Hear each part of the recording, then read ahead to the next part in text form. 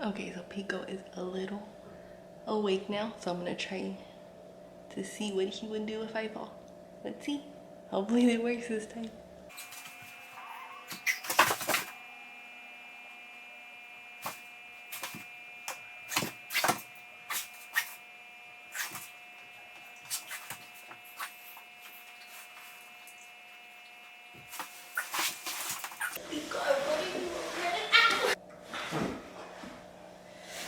Pico!